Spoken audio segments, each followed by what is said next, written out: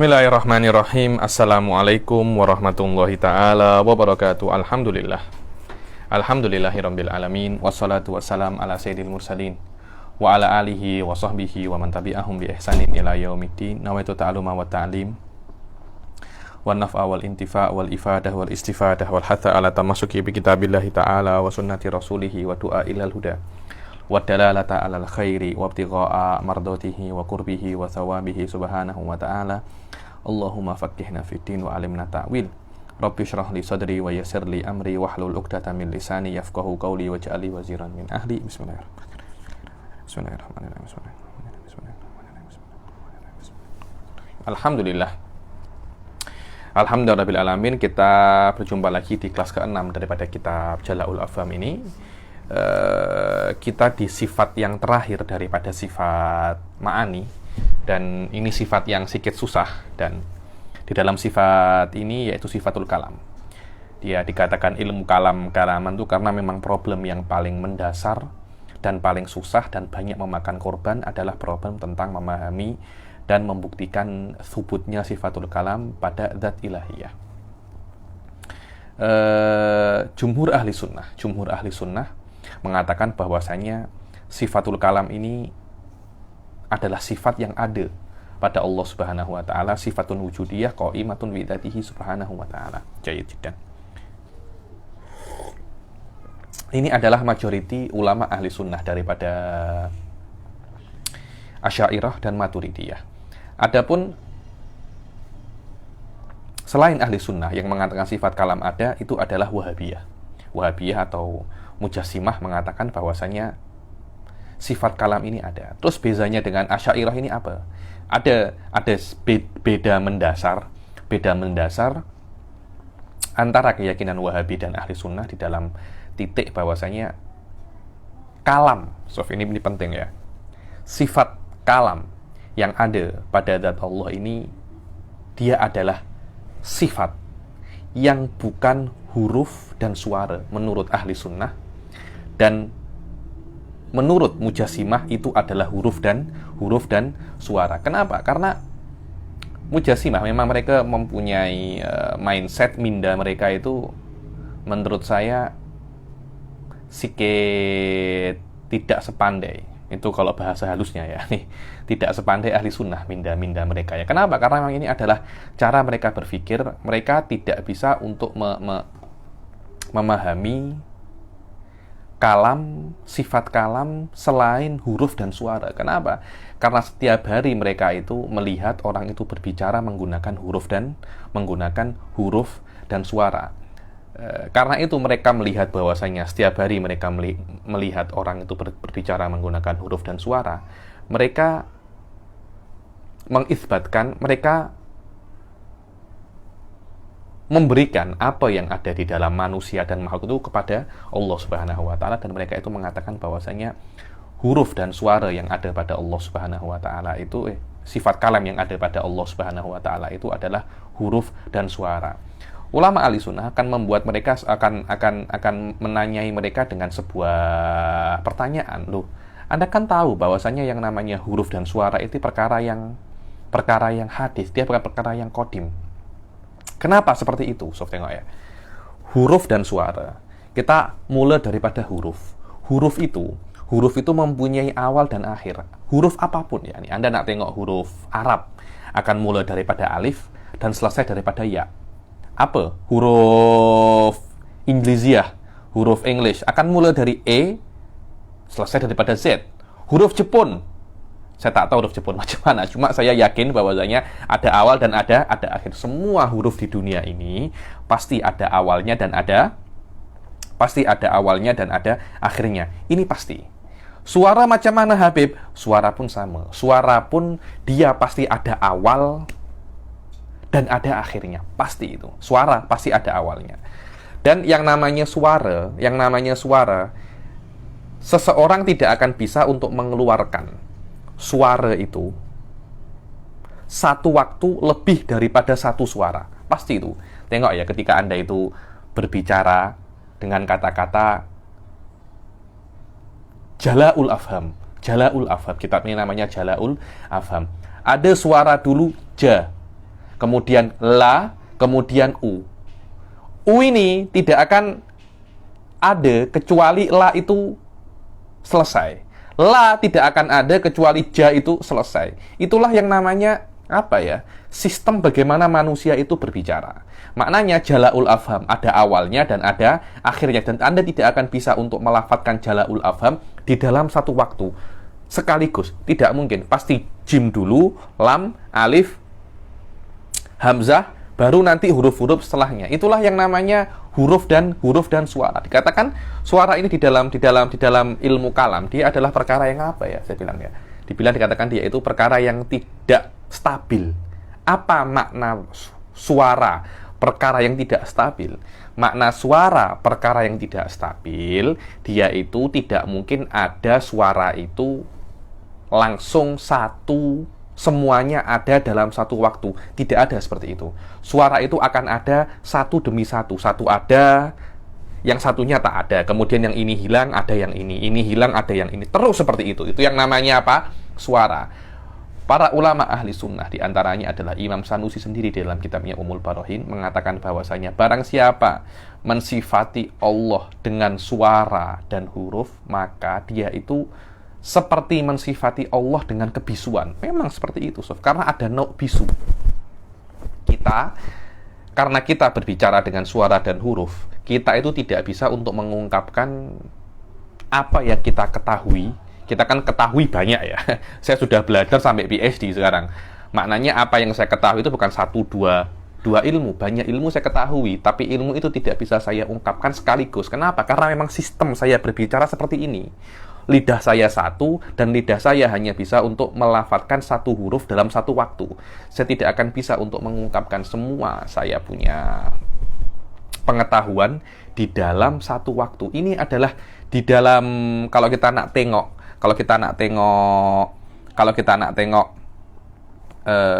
sistem seperti ini, sebenarnya ini adalah bagian atau macam daripada kebisuan. Akan tetapi hal semacam ini tidak dianggap bisu di dalam hawadits. Kenapa? Karena bisu di dalam hawadits, di dalam makhluk adalah orang yang tidak bisa berbicara, bukan orang yang tidak bisa mengungkapkan pengetahuannya, semua pengetahuannya di dalam satu waktu. Itu adalah bisu di dalam hawadits. Akan tetapi di dalam bab-bab yang berkaitan dengan Tuhan, ketika Tuhan tidak mampu untuk mengungkapkan ilmunya apapun itu, semua ilmunya dalam satu waktu, dikatakan dia itu bisu. Dikatakan dia itu bisu di dalam makomul uluhiyah. Dan ini berbahaya. Karena itu ulama ahli sunnah mengatakan bahwasanya jika kita mensifati Allah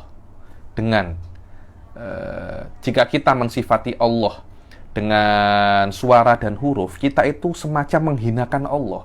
Kenapa? Karena kita mensifati Allah dengan perkara yang ada di makhluknya, dengan perkara yang ada di makhluknya. Ini adalah perkara yang dibilang nakisatun adimah, katanya Imam Sanusi. Kenapa? Karena kita itu semacam menyamakan perkataan Allah dengan perkataan makhluknya. Sampai dikatakan, jangankan Allah dengan makhluknya, dikatakan sampai Imam Sanusi itu dikatakan bahwasanya Anda tengok ya, bagaimana perbezaan antara perkataan Allah dan perkataan makhluk. Perkataan makhluk itu walaupun sampai di dalam punca daripada kefasihan, tapi bagi kalamnya Allah, kalau bagi Allah hal seperti itu dianggap kekurangan. Kenapa? Sefasih-fasihnya kalamnya makhluk, tetap itu adalah kalamnya makhluk. Itu adalah perkataannya makhluk. Sefasih-fasihnya kalamnya makhluk itu. Bagi Allah ini sangat hina sekali. Kenapa? Karena Allah itu adalah perkara yang qadim. Walaupun kefasihan kalamnya makhluk itu kesempurnaan bagi makhluk, tapi kesempurnaan bagi makhluk ini ketika seorang makhluk berbicara dengan huruf dan suara dengan sangat fasih, itu adalah keistimewaan dan kesempurnaan dia. Tapi hal itu kalau Anda bawa kepada Allah, ini adalah sebuah kekurangan. Diceritakan dimisalkan oleh Imam Sanusi, kalau ada orang datang kepada seorang raja, raja ini jarang berbicara. Hanya beberapa orang yang pernah tengok raja ini berbicara. Kemudian satu orang tanya, bagaimana suara raja itu? Dikatakan suara raja itu macam suaranya, macam gonggongan anjing. Macam gonggongan anjing. Padahal gonggongan anjing ini kesempurnaan bagi anjing. Bayangkan kalau anjing tak menggonggong, diem aja. Duh, maknanya anjing ini bisu, dia tak sempurna. Anjing bisa menggonggong, itu adalah kesempurnaan bagi hewan tersebut. Tapi bagaimana kalau Anda gunakan itu kepada seorang raja, kepada seorang pemimpin negara? Itu adalah sebuah penghinaan yang sangat terhadap raja tersebut. Penghinaan yang sangat. Akhirnya orang itu dipanggil di depan raja itu, engkau ini perkataanmu itu macam suara hewan. Marah rajanya, marah. Padahal Imam Sanusi mengatakan hewan ini dan raja ini sama-sama makhluk. Sama-sama apa? Sama-sama makhluk. Kalau Allah akan balik, Allah akan balik. Hewan bisa berbicara, raja ini bisa mengeluarkan suara hewan. Tapi Allah tak nak semacam itu. Padahal sama-sama makhluk dan semuanya bisa untuk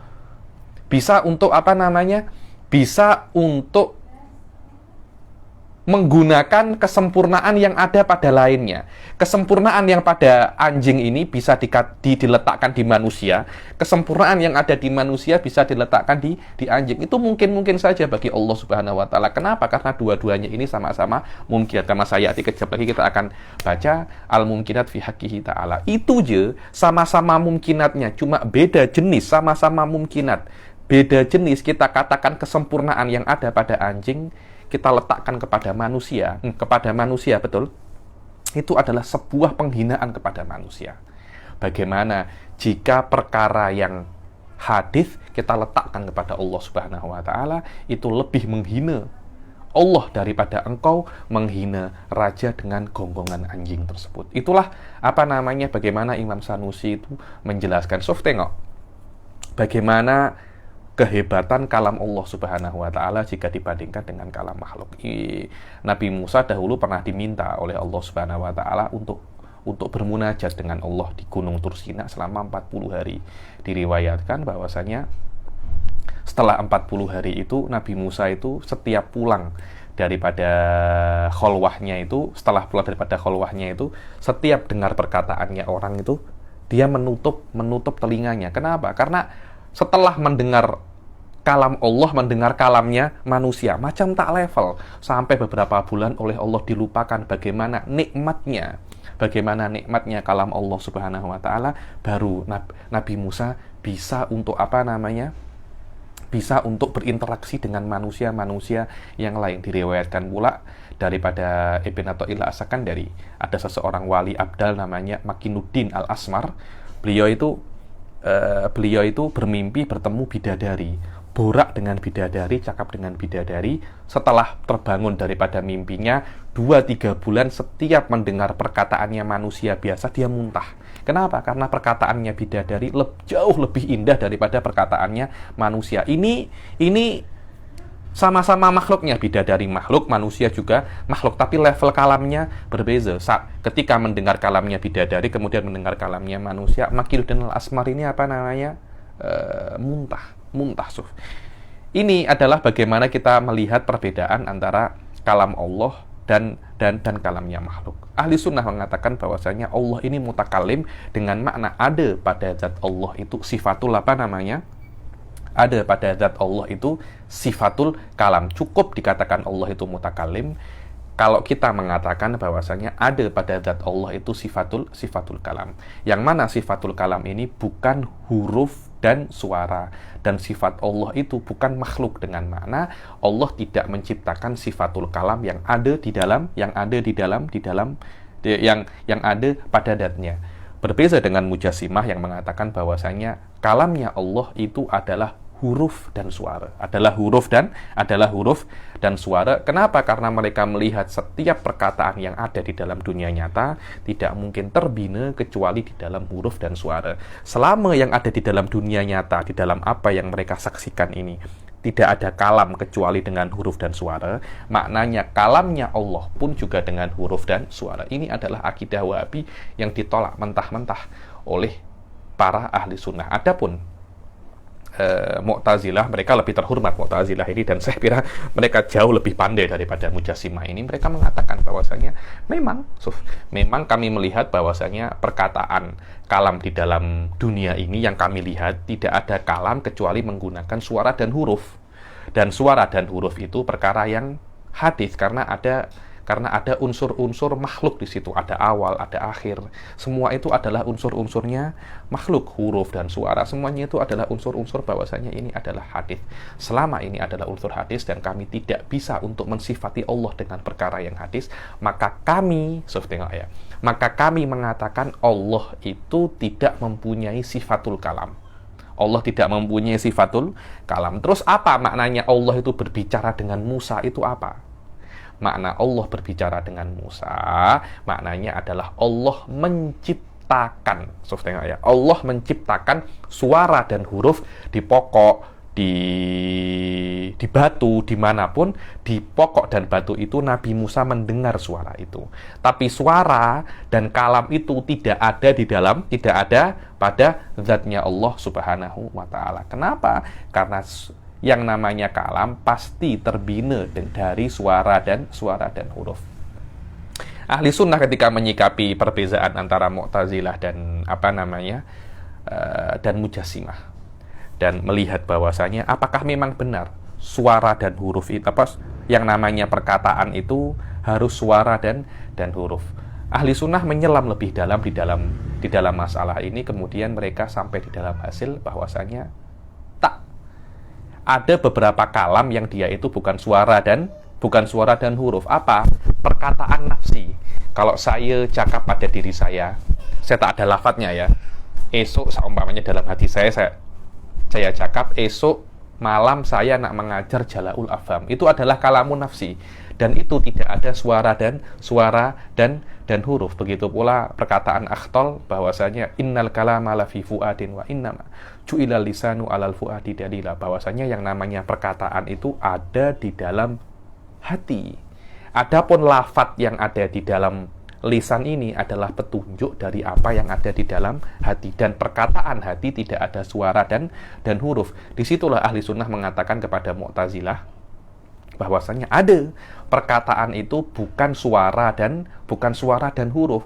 Itu yang kita kena letakkan, yang kena kita isbatkan pada zat Allah Subhanahu wa Ta'ala, tapi kena isbatkan itu adalah perkara yang qadim, bukan perkara yang hadis. Ada di dalam diri kita ini.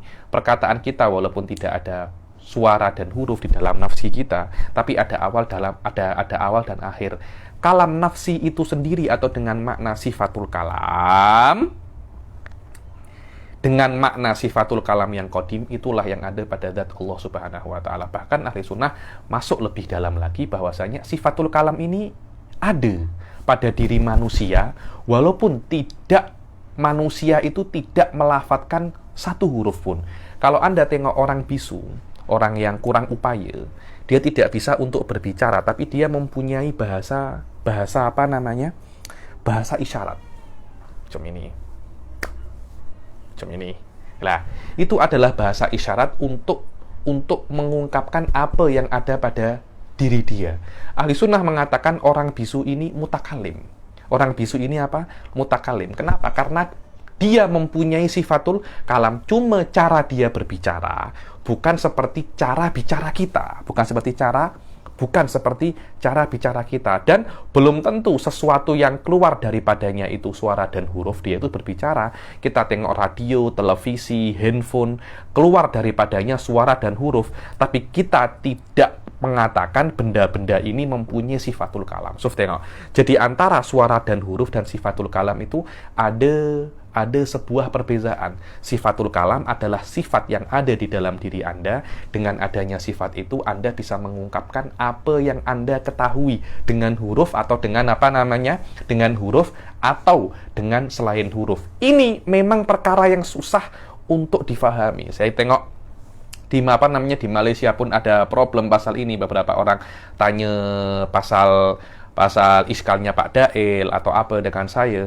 Terus memang saya tengok masalah ini adalah masalah yang dakik jiddan, susah sekali untuk difahami, tapi ahli sunnah mendekatkan masalah ini dengan cara yang menurut saya sangat-sangat detail sekali, sangat-sangat power sekali, mendekatkan bahwasanya baby pun, tengok ya, baby pun mempunyai perkara yang namanya sifat kalam.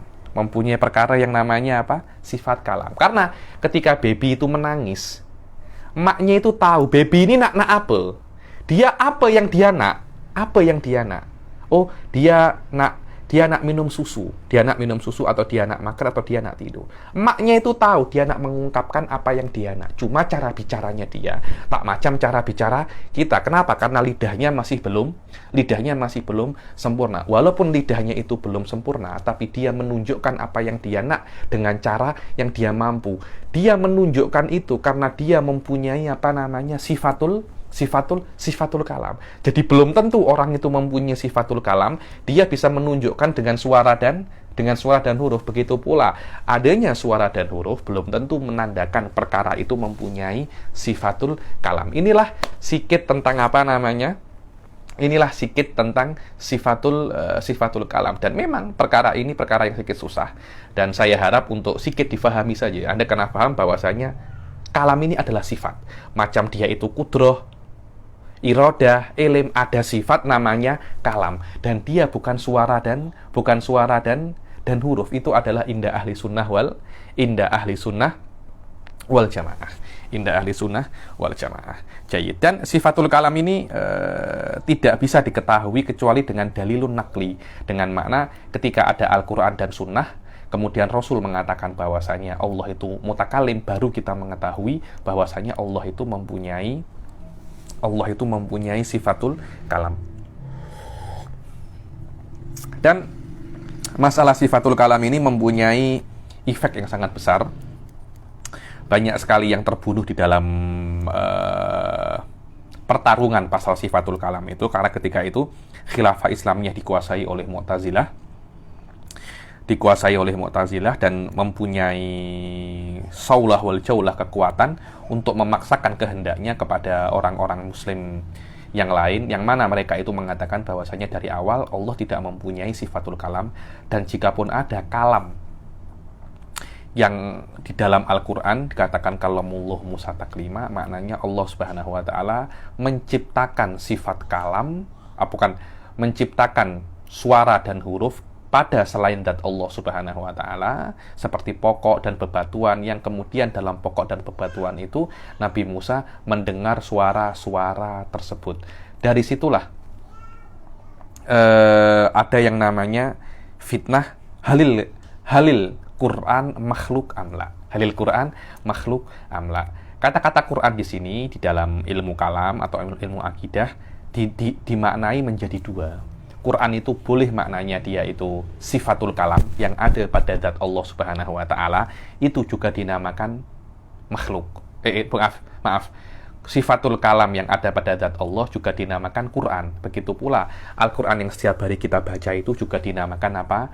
Quran. Nah, Mu'tazilah ketika mengatakan Al-Qur'anu makhluk, mereka nak cakap bahwasanya sifatul kalam itu juga juga makhluk. Kenapa? Karena dari awal mereka itu tidak berpendapat bahwasanya Allah itu mempunyai sifatul kalam. Adapun sifat-sifat kalam yang ada, yang disebutkan di dalam Al-Quran, itu tidak ada pada zat Allah, tapi ada di selain zat Allah, dan itu diciptakan oleh Allah Subhanahu wa taala. Ahli sunnah ketika mengetahui lawazim dan implikasi daripada perkataan Mu'tazilah itu, mereka mengatakan, oh tidak, kalamullah ghairu makhluk, dengan makna sifat kalam yang ada pada zat Allah Subhanahu wa taala itu bukan perkara yang makhluk. Akan tetapi Al-Qur'an yang kita baca sehari-hari itu hakikatnya adalah makhluk.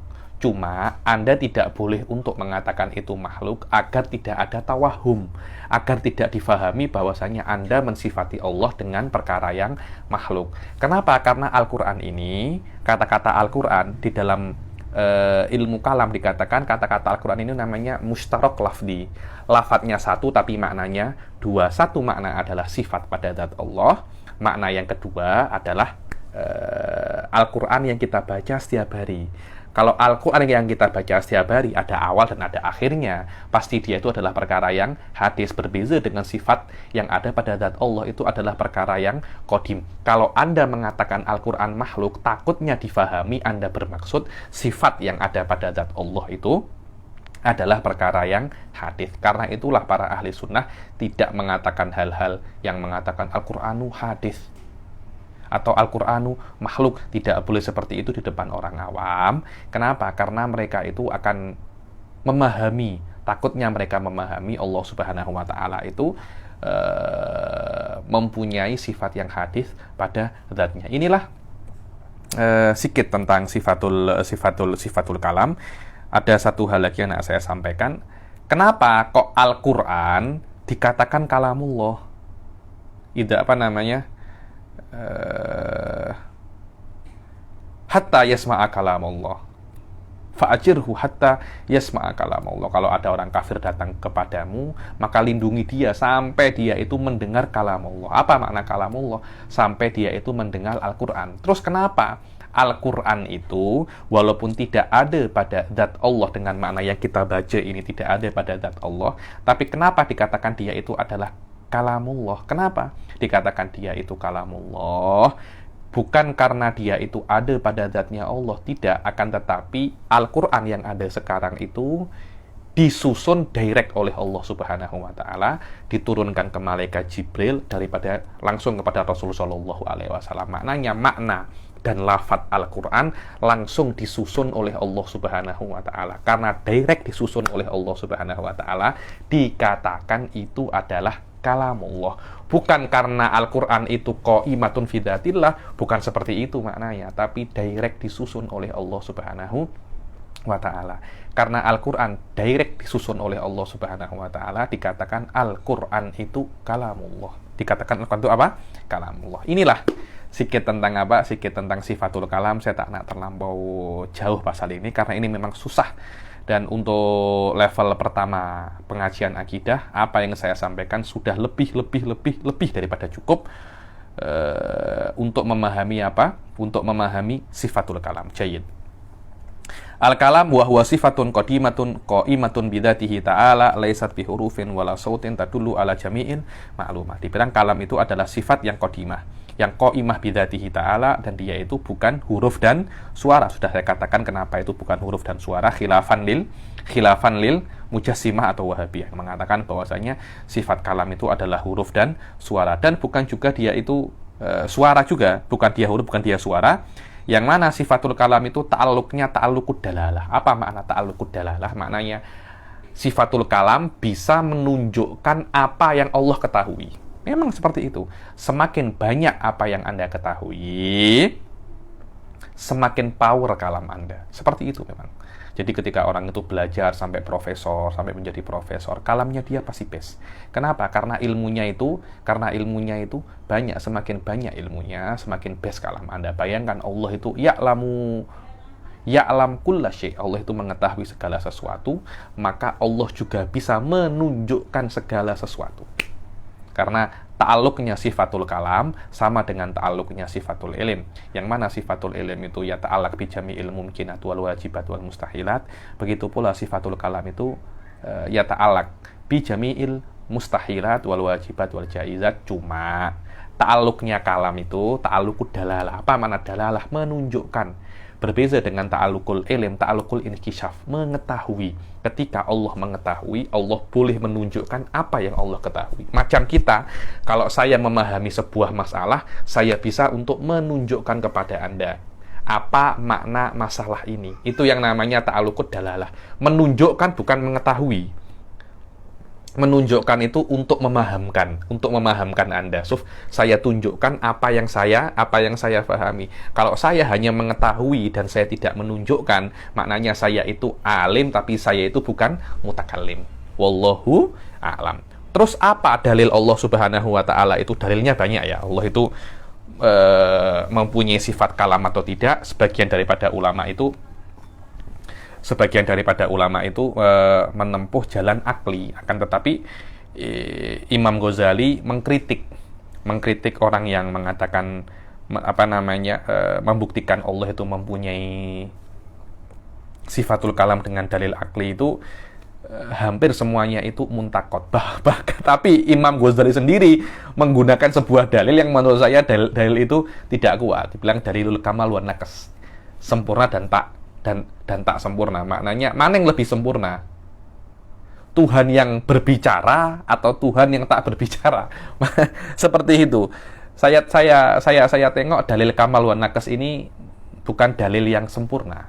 Karena ada beberapa yang pada diri kita sempurna, tapi bagi Allah itu kekurangan. Kenapa? Karena kesempurnaan yang ada pada diri kita itu adalah kesempurnaan yang relatif. Contohnya, seorang manusia bisa merindu. Yang bisa merindu itu adalah manusia yang sempurna. Kalau manusia tidak mempunyai sifat rindu, maknanya hati Anda sakit. Anda sakit jiwa, Anda kena ke psikologi. Saya tidak pernah merasa rindu. Maknanya Anda ini kena ke psikologi. Rindu itu kesempurnaan bagi manusia, tapi itu adalah kekurangan bagi Allah. Kenapa? Karena seorang manusia itu bisa rindu karena dia tidak mampu untuk jumpa.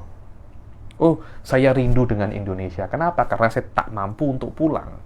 Sedang dalam masa-masa corona seperti ini. Kalau saya mampu untuk pulang, saya tak akan rindu.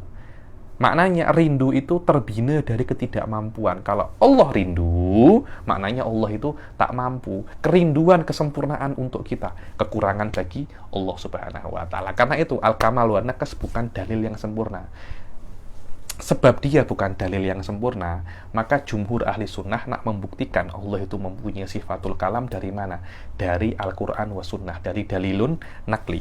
Qala ta'ala, apa dalilnya Allah? Dalilnya Allah itu mempunyai sifatul kalam. Wa kallamallahu Musa taklima. Bahwasanya Allah mempunyai sifatul kalam dengan dalil bahwasanya Allah itu benar-benar berbicara dengan Nabi Musa, dan tidak mungkin Allah itu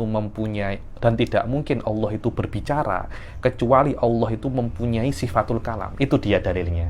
Mempunyai sifatul kalam. Bukan maknanya Allah itu khalaqa sifatul kalam, bukan maknanya Allah itu tengok ya, Allah menciptakan sifat kalam di batu. Yang mempunyai sifat kalam adalah batu, tapi masa Allah yang dikatakan mutakalim. Yang mutakalim itu batunya, bukan Allahnya. Itu bagaimana ahli sunnah mengcounter Mu'tazilah. Adapun ahli sunnah mengatakan wa kallamallahu Musa taklima, Allah berbicara dengan Nabi Musa, maknanya ijma bahwasanya seseorang tidak mungkin berbicara kecuali dia muttasif mempunyai sifatul kalam. Itulah bagaimana cara ahli sunnah membuktikan bagaimana Allah itu mempunyai sifatul kalam. Wa qala ta'ala walamma ja'a Musa limiqatina wa kallamahu rabbuhu. Dan ketika Musa itu datang ke janji kami, ke tempat perjanjian kami, ke waktu perjanjian kami, Tuhannya berbicara dengan dia. Wa qala ta'ala wa ma kana li basyarin ayyukallimuhullahu illa wahyan. Dan tidak ada satu manusia pun yang berbicara dengan Allah kecuali itu adalah wahyu. Maknanya Allah itu mempunyai sifatul kalam. Kenapa? Karena tidak mungkin seseorang itu karena tidak mungkin seseorang atau sesuatu itu berbicara kecuali dia itu mempunyai sifatul kalam. Tidak mungkin kecuali seperti itu. Wa idza wajabat inilah yang namanya sifatul kalam. Wa idza wajabat lahu ta'ala qudratun wa iradatun wa ilmun wa hayatun wa sam'un wa basarun wa kalam. Dengan selesainya sifat kalam ini, maknanya Allah itu mempunyai 7 sifat ma'ani. Apa itu? Qudratun, iradah, wa ilmun, wa hayah, wa sama' wal basar wal kalam. Fakana minat tabi'i, maka secara otomatis bahwasanya ketika ada sifat, ada zat, ketika sifat ini ada pada zat, ketika ada sifat kudrah ini qaimah bidzat, maka zat ini dikatakan qadir. Ada sama qaimun bidzatil ilahiyah, dikatakan zat ini apa? Sami. Begitu. Itu adalah namanya sifatun ma'nawiyah. Sifatun ma'nawiyah ini itu adalah hal yang khilaf antara Asy'ariyah dan Maturidiyah. Jumhur Asy'ariyah mengatakan bahwasanya sifatul ma'nawiyah itu tak ada. Kenapa? Karena sifatul ma'nawiyah itu hanya sebuah ibarat adanya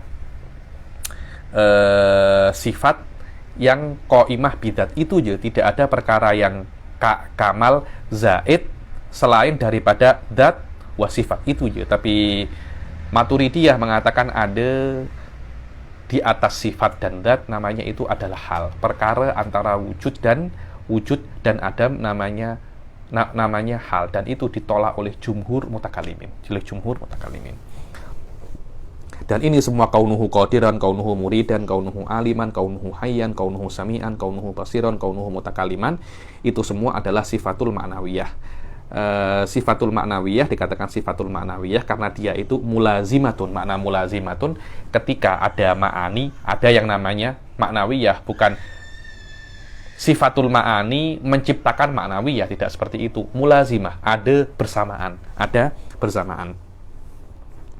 Wahadihi isyruna sifatan, maka sifatul ma'ani 7, sifatul ma'nawiyah 7, 14, sifatul salbiyah 5, 19, sifatul nafsiyah 1, 20. Maka 20 sifat ini dikatakan adalah sifat-sifat yang wajib bagi Allah Subhanahu wa Ta'ala. Apa saja itu dibilang sifatun nafsiyah? Sifatun nafsiyah adalah sifat yang diambil daripada nafsudzat, namanya hanya satu, yaitu apa? Al-wujud sahaja. Nisbatun lin nafas ay adzat wa sifatun nafsiyah iyallati la tuqalu dzatu biduniha. Yang namanya sifatun nafsiyah itu yang zat tidak bisa difahami kecuali dengan sifat nafsiyah itu. Apa itu? Al-wujud. Al-wujud. Sudah saya katakan bahwasanya dikatakan sifatun nafsiyah, maknanya apa? Maknanya sifat ini ada sifat majazi dan dia bukan sifat yang hakiki. Dan dia hanya dikatakan dia itu sifat karena dia itu bisa dijadikan khobar untuk lafdzul jalalah Allah Subhanahu wa Ta'ala. Ketika Anda mengatakan Allahu mawjudun, mawjud ini tidak menambah pada dzatul ilahiyah sesuatu yang baru daripada wujuduhu fil kharij, itu saja. Yang kedua adalah sifatun salbiyah, ada 5. Sifatun salbiyah ini tugasnya dia bagi akal kita, yakni bukan untuk mengisbatkan pada zat Allah itu kesempurnaan, tapi untuk menafikan bagi zat Allah itu untuk menafikan bagi zat Allah itu perkara-perkara yang tak layak bagi zat Allah Subhanahu wa Ta'ala. Dikatakan salbiyah, dikatakan negatif, taslub, karena dia itu menafikan daripada zat Allah itu perkara-perkara yang tak pantas. Dan itu ada 5, al-qidam wal baqa wal mukhalafah lil hawadis wal qiyam bin nafas wal wahdaniyah. 5 ini dikatakan adalah sifatun salbiyah, dan sudah saya dikatakan dia itu sifatun salbiyah karena terjemahan daripada 5 sifat ini diawali dengan kata-kata tidak. Setiap diawali dengan kata-kata tidak biasanya di dalam ilmu kalam dikatakan ini adalah salab. Kalau tidak diawali dengan tidak, itu namanya isbat. Adapun macam golongan yang ketiga daripada sifat itu adalah sifatul ma'ani, dan dikatakan ini adalah sifatul ma'ani karena sifatul ma'ani itu mengisbatkan pada zat Allah Subhanahu wa Ta'ala sifat yang wujudiyah, perkara yang ada. Qudrah ini perkara yang ada, iradah ini perkara yang ada. Jangan yang dikatakan seperti Mu'tazilah atau falasifah yang mengatakan sifat-sifat ma'ani ini hanya sebuah iktibar sahaja. Sebuah iktibar dengan makna itu adalah hanya hubungan antara Allah dan makhluknya. Ketika Allah mengetahui makhluknya, maknanya Allah itu alim. Tapi tidak ada yang namanya sifatul ilm pada zat Allah. Jadi semua yang melakukan keje itu adalah zat. Zat yang menciptakan, zat yang mengetahui, ini adalah pendapat Mu'tazilah dan falasifah. Adapun ahli sunnah tak semacam itu. Pendapat ahli sunnah mengatakan bahwasanya Allah itu menciptakan dengan ilmunya. Bukan dengan itu Allah memerlukan ilmu. Kenapa? Karena zat dan sifatnya Allah itu adalah perkara yang satu di luar. Maknanya sifatnya Allah bukan selain Allah. Karena itu ahli sunnah mengatakan bahwasanya sifatul ma'ani itu laisa ghairu dzat wala ainu dzat. Maknanya sifat-sifat Allah itu fil kharij, ketika Anda mengatakan Allah, zat dan sifat-sifatnya. Akan tetapi otak kita bisa untuk menganalisa, membeza-bezakan mafhumnya sahaja. Membeza-bezakan mafhumnya. Kan tetapi di dalam realita Allah itu hanya satu. Kalau kita mengatakan Allah, maknanya zat wa sifat itu je. Ayo. Qa'imatun bidzatihi la'iqatun bikamalihi wa hiya sab'un al-qudrah wal iradah wal ilm wa sama' wal basar wal kalam. Adapun sifatul ma'nawiyah juga ada 7. Nisbatun li sab'il ma'ani, dibilang sifatul ma'nawiyah itu adalah nisbah kepada 7 sifat ma'ani ini. Kenapa ketika sifatul ma'ani dan dzat, qiyamu hadhihi sifat, kepada zat ini dikatakan dia adalah ma'nawiyah. Alladhi hiya far'un minha, dan dinamakan ma'nawiyah. Kenapa kalau dikatakan 7 ini ma'nawiyah? Karena 7 ini ada karena adanya sifatul ma'ani. Bukan maknanya sifatul ma'ani menciptakan sifat ma'nawiyah, itu namanya ta'thir. Akan tetapi sifatul ma'ani mulazimatun dengan sifat ma'nawiyah. Makna mulazimatun ada bersamaan. Ketika ada ma'ani, ada ma'nawiyah. Itu je. Wahia kaunuhu ta'ala qadiran wa muridan wa aliman wa hayyan wa sami'an wa basiran wa mutakalliman. Wa hikmatu dzikri hadhihi sifat ma'nawiyah ma'a kauniha dakhilatan fi sifatil ma'ani al-madhkurah ma dibilang. Terus kenapa kok 7 sifat ma'nawiyah itu disebutkan? Maaf, minum dulu biar tak salah paham. Terus apa sih hikmah sifat ma'nawiyah ini disebutkan? Padahal sifatul ma'nawiyah ini sebenarnya tak disebutkan pun tak apa-apa, tapi Anda kena paham ya, yang ada di dalam Al-Quran semuanya sifat ma'nawiyah. Sami'un basir, semua itu adalah sifat ma'nawiyah. Cuma ahli sunnah mengatakan bahwasanya adapun sami', basir, alim, murid, itu semuanya adalah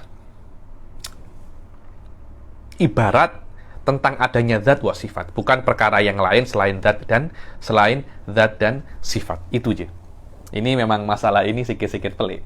Masalah sifatul ma'ani dan sifatul ma'ani ini masih sedikit pelik, akan tetapi jumhur ahli sunnah mengatakan sifatul ma'nawiyah itu tidak ada. Yang mengatakan ada hanya Maturidiyah saja. Oke, terus kenapa kok Sohibul Matan yamil ila thariqatil Maturidiyah daripada thariqatul Asy'ariyah? Kenapa disebutkan ini? Karena di dalam akidah itu kena tafsil. Kenapa? Kena tafsil, kena detail.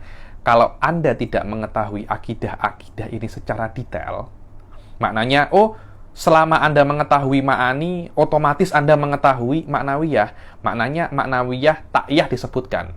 Loh, secara itu pun bisa, tidak ada masalah. Cuma lebih baik disebutkan daripada Anda yakin dengan kefahaman orang-orang. Jangan, di dalam ilmu akidah Anda kena detailkan. Kenapa? Karena salah faham di dalam ilmu akidah ini berbahaya.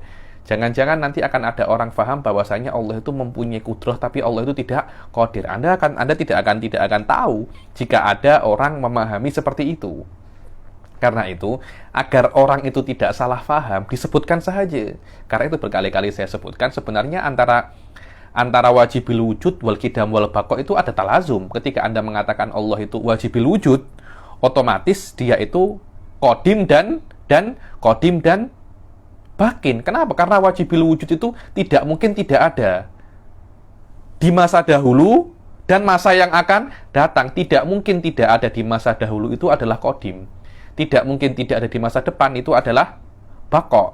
Terus kenapa selama qidam wal baqa itu bisa difahami daripada wajibil wujud, kenapa disebutkan qidam wal baqa? Biar tak salah paham. Biar tak salah paham. Kenapa? Karena walaupun bisa difahami qidam wal baqa itu daripada wajibil wujud, tapi level kefahaman ini dimantik namanya lazimun ba'id. Dan kadangkala ada yang faham, dan kadangkala ada yang tak faham. Begitu pula sifatul ma'nawiyah ini. Walaupun sifatul ma'nawiyah bisa difahami daripada sifat ma'ani, tapi level kefahamannya itu tidak masuk dalam derajat sharih, tapi masuk dalam derajat lawazim. Selama level kefahamannya masuk dalam derajat lawazim, ditakutkan ada yang tak paham. Untuk jaga-jaga ada risk seperti ini, lebih baik disebutkan. Kenapa? Takut salah paham. Kenapa? Di dalam akidah itu kalau salah paham, urusannya itu kafir atau fasik, mubtadi'. Berbeza dalam fikih. Kalau di dalam fikih Anda salah paham, dibilang akhta'ta, Anda salah. Anda mungkin kena ulangi sholat, Anda mungkin kena ulangi puasa. Lah kalau akidah, salah. Ya kalau dia tobat sebelum dia mati, kalau tidak, fasakta, Anda akan mukhalad finnar. Minimum Anda akan sangat lama sekali di neraka. Karena itu, resiko yang sangat besar ini dihindari dengan cara menyebutkan secara jelas. Terus apa hikmah yang kedua? Ar-rad alal Mu'tazilah.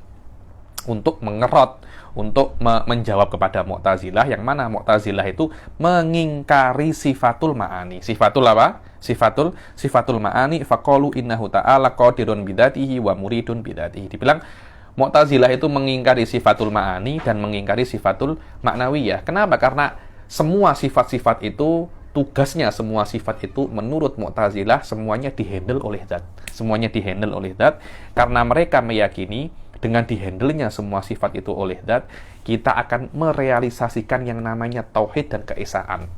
Namanya tauhid dan keesaan. Dan ini adalah madhab falasifah. Dibilang kan ada kudroh qadimah, iradah qadimah, zat juga qadimah. Akhirnya qadimah itu banyak. Ada zat qadimah, sifat ma'ani ada 7, semuanya qadimah. Maknanya yang qadim itu ada 8.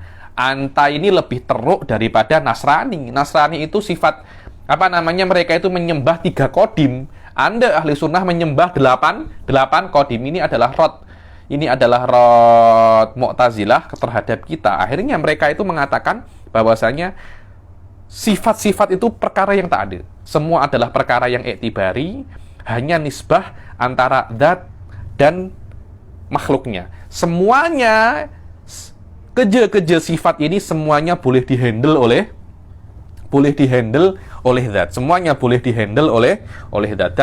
Dan masalah ini sudah dirot oleh banyak sekali ulama. Saya tak nak terlampau jelaskan pasal rot ini karena ini masih belum levelnya, ini masih dalam level akidah, belum masuk lagi di dalam level ilmu kalam.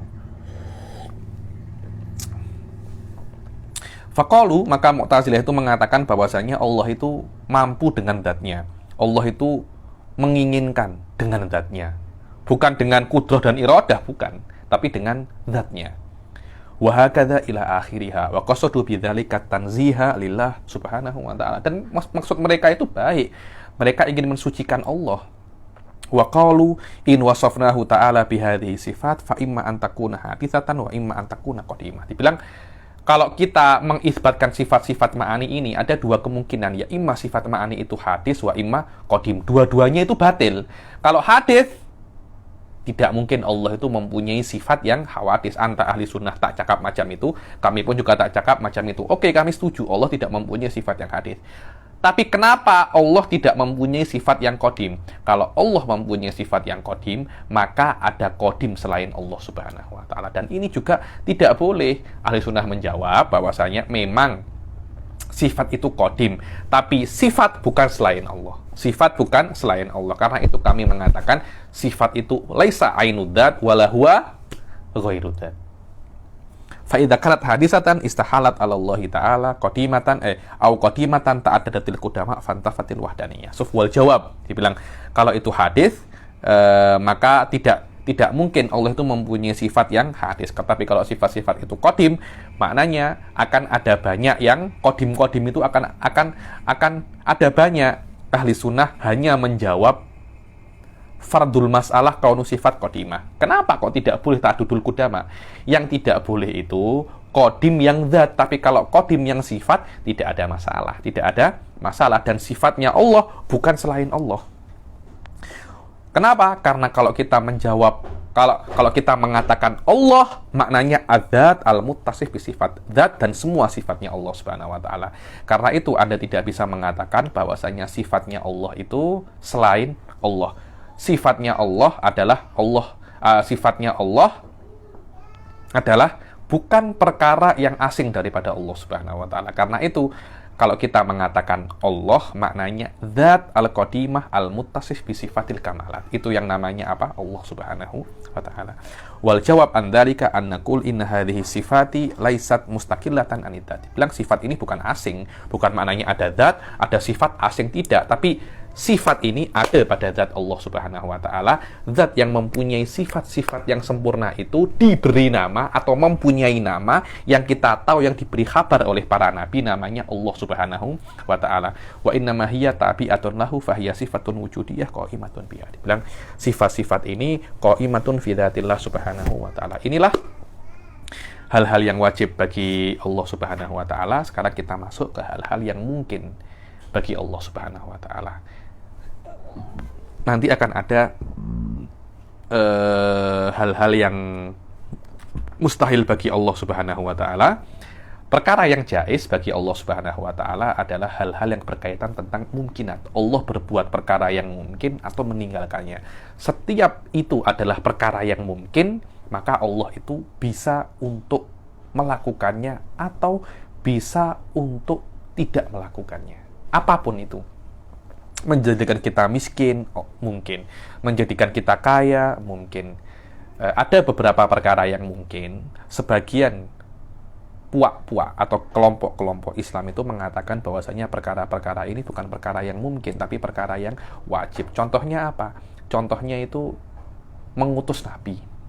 Mengutus Nabi, Mu'tazilah mengatakan mengutus Nabi itu adalah perkara yang wajib, bukan perkara yang mungkin. Kenapa?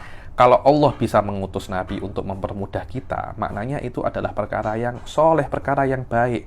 Dan Allah wajib melakukan perkara yang baik. Kenapa? Kalau Allah mampu melakukan perkara yang baik, tapi tidak melakukan perkara yang baik, maka ada semacam kepelitan, kedekut.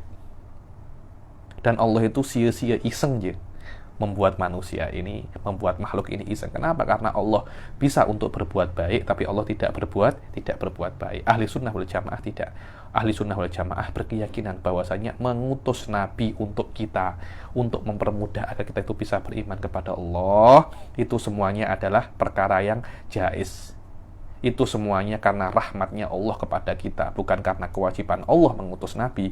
Dan banyak hal-hal lain yang dikatakan ini adalah perkara yang jais bagi Allah Subhanahu wa taala. Berbeda dengan Barohimah. Barohimah itu mungkin Brahma-Brahma, golongan-golongan daripada Hindu-Hindu, itu mengatakan bahwasanya mengutus Nabi itu mustahil. Tidak boleh Allah itu mengutus Nabi. Kalau memang ada Tuhan, Tuhan tidak boleh mengutus Nabi. Kenapa? Nabi itu adalah sebab musibah, sebab masalah. Rata-rata sekarang gaduh. Pasal apa? Pasal agama kan? Pasal agama kan? Maknanya coba tidak ada agama, pasti orang itu tak akan gaduh. Kalau memang Allah itu nak baik untuk manusia, niscaya dia tidak akan mengutus Nabi. Ini adalah bagaimana Barohimah atau Brahma-Brahma ini berpikir. Tapi jumhur ahli sunnah mengatakan bahwasanya Allah boleh buat apapun. Allah boleh utus Nabi dan Allah boleh tak utus Nabi. Dan Allah menciptakan manusia ini pada bumi ini untuk diuji. Dan Nabi adalah sebuah cara untuk menguji manusia. Maknanya kalau Anda mengikuti Nabi, Anda pas ujian. Kalau Anda tidak mengikuti Nabi, Anda tidak pas ujian. Ini adalah cara bagaimana Allah itu menguji manusia. Dan Allah Subhanahu wa taala bisa saja menguji manusia tanpa mengutus Nabi. Maknanya sudahlah, saya ciptakan, Anda kena tahu saya tanpa adanya Nabi. Itu bisa, tapi level ujian ini sangat susah. Karena itu untuk membantu manusia itu lulus dan pas exam ini, Allah mengutus Nabi. Tak payah Anda berpikir terlampau keras, ikuti Nabi yang aku sudah support dengan mukjizat. Yang Anda berpikir sikit je, Anda akan tahu bahwasanya ini adalah nabiku, ini adalah nabiku. Kalau Anda ikut orang ini, Anda confirm akan lulus ujian. Ini adalah hikmahnya Allah. Kenapa Allah itu menciptakan kita. Dan dari situ, kenapa dikatakan bahwasanya wa ma arsalnaka illa rahmatan lil alamin. Kalau tak ada engkau, yang masuk neraka itu banyak tahu. Allah nak cakap semacam itu kepada Rasul Shallallahu Alaihi Wasallam, kepada manusia juga ya nih. Rasul ini aku utus untuk rahmat bagi kalian. Kalau aku tak utus Rasul, mungkin daripada kalian yang pas Tuhannya sikit je yang pas ujian ini. Rasul ini aku utus untuk mempermudah kamu untuk lulus ujian saya. Inilah hakikat dan hikmah yang dikatakan oleh para mutakalimin di dalam pengutusan Rasul Shallallahu Alaihi Wasallam. Ini adalah perkara yang jais saja, perkara yang jais saja. Begitu pula eh, takalif ini, adanya sholat, zakat, puasa, itu semuanya adalah perkara yang jais. Kalau Allah nak, Allah bisa untuk memasukkan kita ke surga tanpa sholat. Kalau Allah nak itu. Kalau Allah nak. Mu'tazilah tak. Allah memang wajib untuk memasukkan orang ke surga kalau orang itu beribadah. Kenapa? Karena ada semacam talazum, ada semacam akad jual beli antara manusia dan Allah. Ketika manusia sholat, macam manusia itu membeli surga. Ketika manusia itu bermaksiat, macam manusia itu membeli neraka. Ketika dia beli, dia kena ambil lah. Dia kena ambil. Ahli sunnah tak macam itu. Tidak ada kena-mengena antara sholat dan surga. Anda sholat karena itu perintah saya. Kemudian Anda masuk surga, tidak ada kena-mengena dengan sholat Anda. Karena itu ahli sunnah, sufinya, semuanya pasti mengatakan kita ini masuk surga dengan rahmatnya Allah, bukan dengan sholat kita. Kenapa? Karena sholat ini tidak ada kena-mengena dengan surga. Kita sholat adalah kewajiban kita. Kita masuk surga atau masuk neraka jaizun Allah. Perkara yang jais memasukkan kita surga dan memasukkan kita ke neraka adalah perkara yang jais. Semoga Allah Subhanahu wa taala memasukkan kita semuanya ke dalam surga. Amin amin ya rabbal alamin. Itu kan beberapa ahli sufi itu mengatakan, kenapa engkau sholat? Ya Allah, aku sholat bukan nak surgamu. Aku sholat bukan karena anak nerakamu. Aku sholat karena engkau perintahkan aku sholat. Itu aja, aku hambamu. Engkau perintahkan aku sholat. Surga dan neraka bukan urusanku, itu urusanmu ya Allah. Macam itu. Itu memang hakikat daripada akidah ahli sunnah.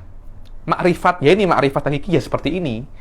Hakikat yang benar seperti ini adalah kita mengetahui apa tugas kita di dalam dunia ini, untuk beribadah kepada Allah, bukan untuk nak masuk surga. Surga itu bukan hakikat untuk apa kita diciptakan. Hakikat kita diciptakan hanya untuk beribadah kepada Allah Subhanahu wa taala. Itu kewajiban kita. Kita masuk surga tak wajib tuh. Kita masuk neraka apalagi juga tak wajib. Kewajiban kita hanya beribadah. Nanti kalau Allah merahmati kita, kita boleh masuk surga. Tapi jangan sekali-kali anda nak cakap kepada Allah, ya Allah, engkau kena masukkan aku surga tau. Aku sudah beribadah. Tak ada kena-mengena dengan itu. Ibadah kewajibanmu. Surga pure, haknya Allah Subhanahu wa ta'ala. Semoga Allah Subhanahu wa ta'ala menjauhkan kita daripada surga dan menjauhkan kita daripada neraka dan memasukkan kita ke dalam surga dengan rahmatnya. Amin amin ya rabbal alamin.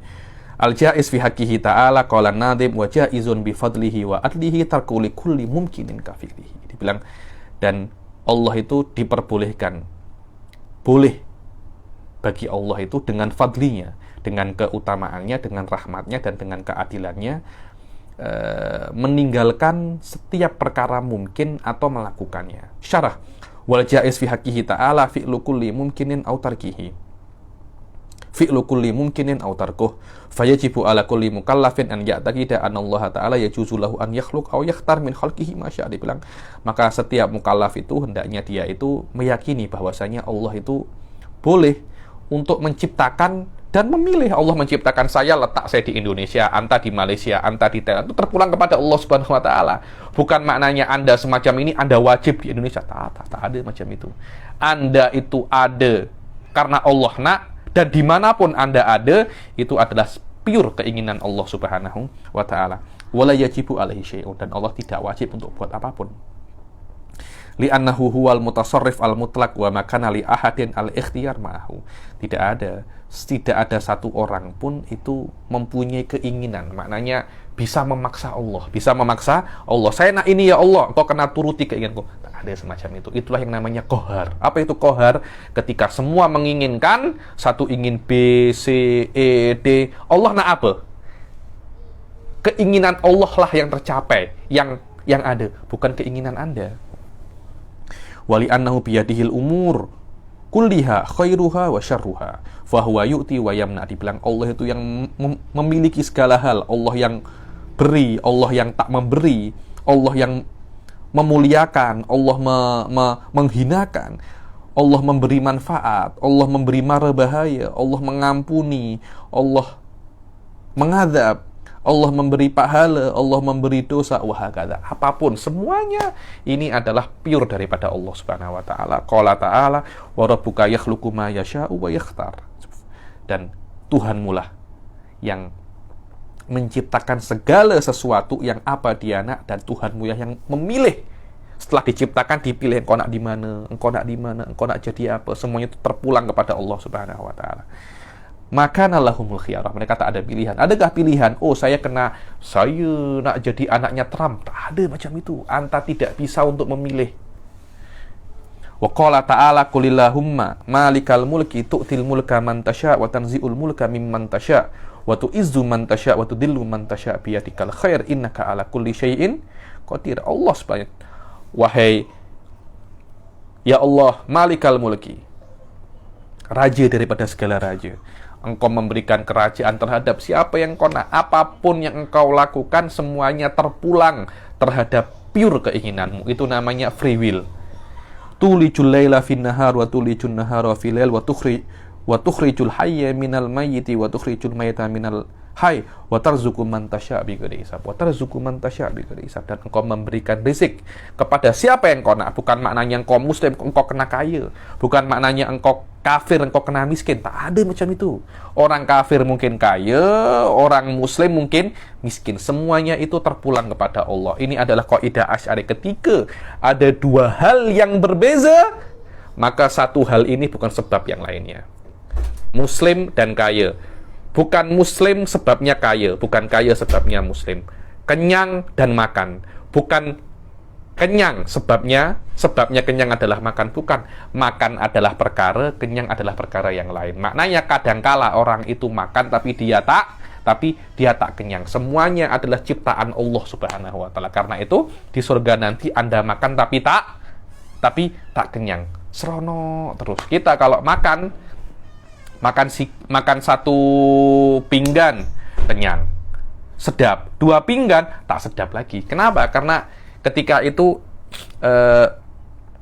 level kelaparan itu sudah tidak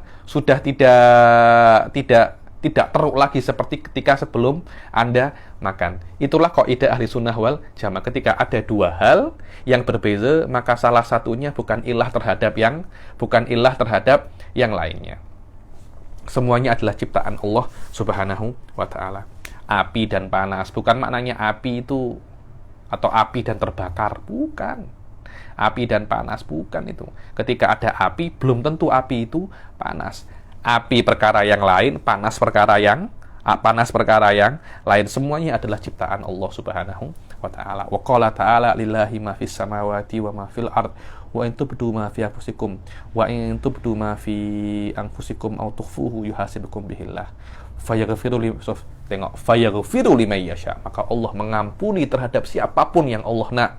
Wa yu'adzibu may yasha, dan Allah mengadab siapapun yang Allah nak. Ini adalah ayat-ayat yang berbahaya tau. Muslim pun boleh diazab oleh Allah, boleh, tidak ada masalah, tidak ada kena-mengena. Anda Muslim dan Anda selamat daripada azab Allah Subhanahu wa taala. Mungkin Anda boleh masuk azab, tapi Anda akan keluar daripada api neraka, tapi Allah tidak wajib untuk tidak mengazab Anda. Tidak ada seperti itu. Allah bukan, oh Anda Muslim, wajib untuk tidak mengazab Anda. Tidak ada seperti itu.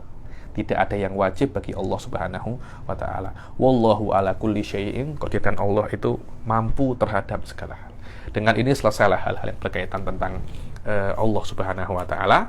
Insyaallah pertemuan yang akan datang kita akan masuk al-faslu tsani tentang anbiya alaihi musholatu wassalam. Jadi kita akhiri sampai sini. Wabillahi taufiq wal hidayah wa ridha wal inayah. Assalamualaikum warahmatullahi taala wabarakatuh.